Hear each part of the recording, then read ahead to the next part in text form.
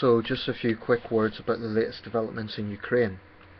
Um, the thing I keep thinking of watching the latest developments is the former Yugoslavia and what happened in the early 1990s.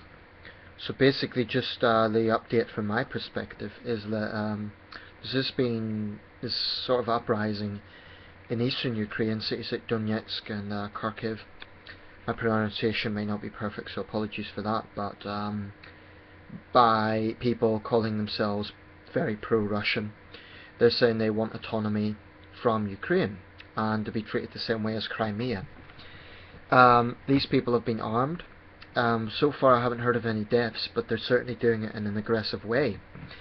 They're not coming there for a cup of tea in terms of taking over parliament buildings and so on. Now, the acting president of Ukraine, Mr. Ternechenko, I believe, apologies if I've got that name wrong, I'm making this spontaneously, has said that he will not hesitate to use force to put down this rebellion. But the danger with that is that Russia will then use that as an excuse to say, oh look, we're protecting Russian speakers. Whilst I can't say this with certainty, I suspect that what has happened here is Russia has sent in people to stir things up in eastern Ukraine. I think what Russia wants is a very weak Ukraine. Despite what Putin and Lavrov say about wanting to be brothers with the Ukrainian people, etc., I think it's absolutely undeniable that Russia stirred up nationalism in the region.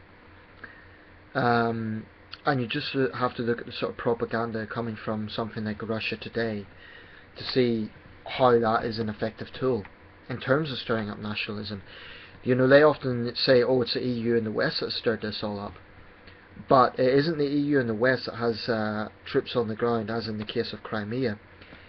It isn't the EU and the West that's flying flags on the streets of Donetsk and Kharkov demanding freedom from Ukraine. So this is a very, very fragile situation. And I think it does bear sinister echoes of Yugoslavia. And I've also made analogies with a much bigger conflict, World War II. I did make those analogies in a cautious sense. I'm not saying this will be the start of a Third World War. I'm not saying that. And I do think we have to be cautious about throwing that sort of terminology around. But Russia said they're not going to get involved this time. I would say they don't have to. They've already done their dirty work. And I just think the arrogance of Moscow and its defenders is incredible. And the hypocrisy, because they constantly talk about the West interfering in other countries' affairs, but Russia has absolutely had its fingers in the pie when it comes to Ukraine. And it's not the only satellite state that's done that with. The same's happened in the Georgian Republic. And it's my understanding that Sweden has even put its forces on standby, just in case.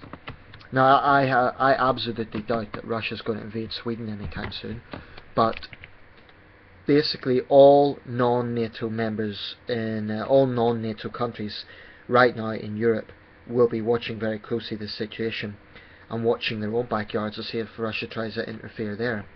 The people will say the West is hypocritical because, oh, look what they've done in Iraq, look what they've done in Afghanistan. There's a big difference. Whatever you think of those conflicts, Iraq never became a US state, and that was never the intention.